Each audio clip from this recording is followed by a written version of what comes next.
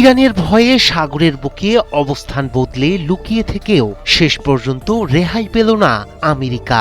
ইরানের বিরুদ্ধে আমেরিকার সামরিক অভিযান অপারেশন এপিক ফিউরিতে অংশ নিতে এসে বিশ্বের সবচেয়ে শক্তিশালী বিমানবাহী রণতরীগুলোর একটি ইউএসএস জেরাল্ড আর ফোর্ড অবস্থান করছে লোহিত সাগরে।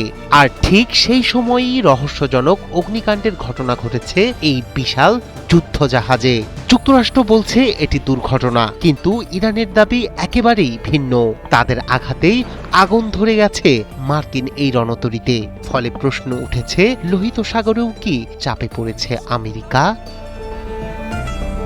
মধ্যপ্রাচ্যের উত্তপ্ত সামরিক উত্তেজনার মাঝেই নতুন করে আলোচনায় এসেছে মার্কিন যুদ্ধজাহাজ। লোহিত সাগরে অবস্থান করা মার্কিন বিমানবাহী রণতরী ইউএসএস জেরাল্ড আর ফোর্ডে অগ্নিকাণ্ডের ঘটনা ঘিরে তৈরি হয়েছে বিতর্ক।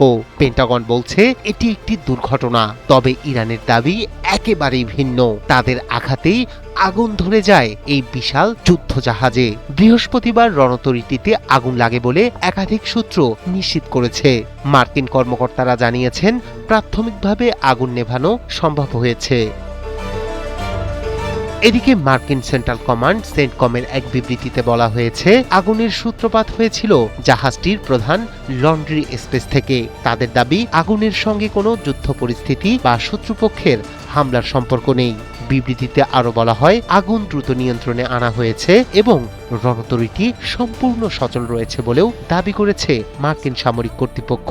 তবে আগুনে অন্তত 2 জন মার্কিন নৌসেনা আহত হয়েছেন। বর্তমানে তাদের অবস্থা স্থিতিশীল। এদিকে ঘটনাটিকে ঘিরে পাল্টা দাবি তুলেছে ইরান।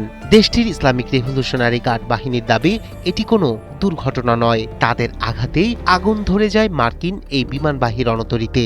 ইরানের দাবি, প্রকৃত ঘটনা গোপন করার চেষ্টা করছে আমেরিকা। একই সঙ্গে তারা অভিযোগ করেছে, নিজেদের সামরিক ক্ষতি ও সৈন্য হতাহতের প্রকৃত তথ্য প্রকাশ করছে না ওয়াশিংটন।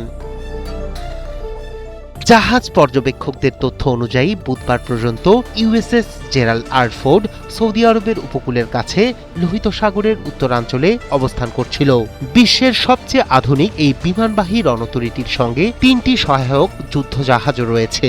মার্কিন সংবাদ মাধ্যম জানিয়েছে, ইউএসএস জেরাল্ড আর ফোর্ডের প্রায় 650টি টয়লেটের বর্জ্য অপসারণে ব্যবহৃত ভ্যাকুয়াম সিস্টেমে দেখা দিয়েছে ত্রুটি। টানা মোতায়েন, দীর্ঘদিন পরিবার থেকে বিচ্ছিন্ন থাকা এবং তার সঙ্গে টয়লেট ব্যবস্থার অচলাবস্থা, সব মিলিয়ে বিপর্যস্ত হয়ে পড়েছেন জাহাজটিতে থাকা নাবিক ও সেনারা।